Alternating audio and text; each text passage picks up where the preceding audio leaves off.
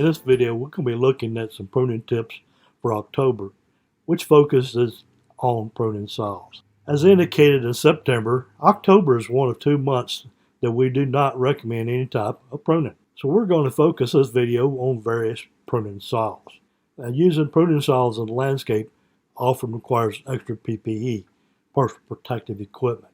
If the saw has a motor or engine, then you should be wearing both hearing and eye protection. Gloves will be needed in all cases. Okay, as I indicated in September, we'll be doing a short video on the different kinds of pruning saws here for the month of October. The first one that I'm going to look at is this folding saw called Quick Saw. It's made by Corona, Felco, and many of the other tool companies make them as well. This one has a little latch on it so I can protect myself, but it's got a very sharp blade on it, sharp teeth that you can get to cut both in the pull cut and the push cut, so you're making a better cut. So it's an excellent saw for pruning, and it's a saw that I can fold back up and actually stick in my pocket and climb up and down a tree if that's what I'm doing to prune. The next saw here is a curved hand saw, also used in a tree or in pruning and round plants that I can get into very quickly and easily. You might want to carry this in a scabbard along your side. I don't have a scabbard myself, but many people will have a scabbard that they can put the saw into to keep from cutting their leg or damaging their clothing. It has about a 12-inch curved blade, excellent for pruning many cuts in a tree, or things that 2 to 4 inches in diameter are ideal for those kind of cuts. A very similar saw is this straight-bladed pruning saw. Now, this particular saw has a lot of diverse uses. It's a little more diverse in its applications than the curved saw, and that I could carry it with me to camp or something and cut out some firewood for my campsite. It's an excellent saw. The blade is probably closer to 14 inches. It's also designed for both push and pull cuts, which is very, very handy. Makes it much easier to get a good cut.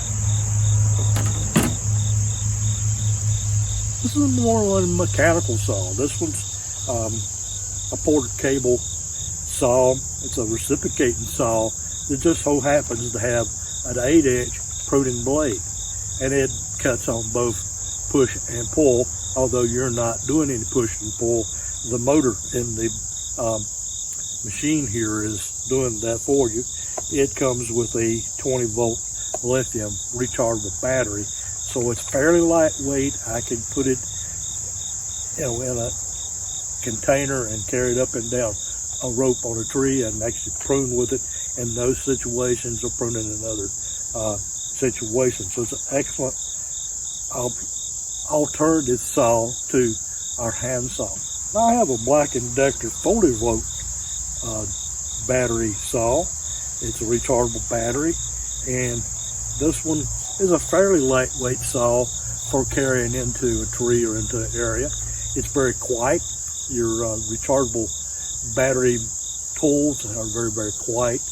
They wouldn't require as much hearing protection as our gas-powered tools, and has the advantage of being very green, in that this particular saw, the battery is charged on solar power.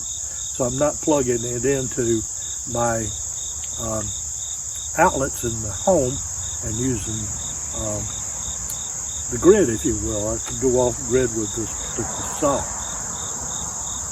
It has a 12-inch bar on it, so I can make a lot of fairly large cuts, and it's light enough I could carry it up and down into a tree if I so desired. Black & Decker makes this saw. Your other major saw dealers like Steel and Husqvarna make good ones as well. This one will probably give me about an hour, maybe a little over an hour worth of cuts on one battery, on one charging, And frankly, that's about all I feel like doing in a given time frame. So about 100 cuts if I'm lucky in that time frame. Whereas if I were a commercial arborist or a landscaper needing to make more cuts, and I would look at some of the more heavy duty saws, some of which actually would give me a half a day on a charge. And this one will charge back up in about 6 hours. So not a great saw for a commercial setting, but for my situation in a residential setting here in my personal landscape, it's all that I need. So it's a good saw for demonstration purposes for that situation.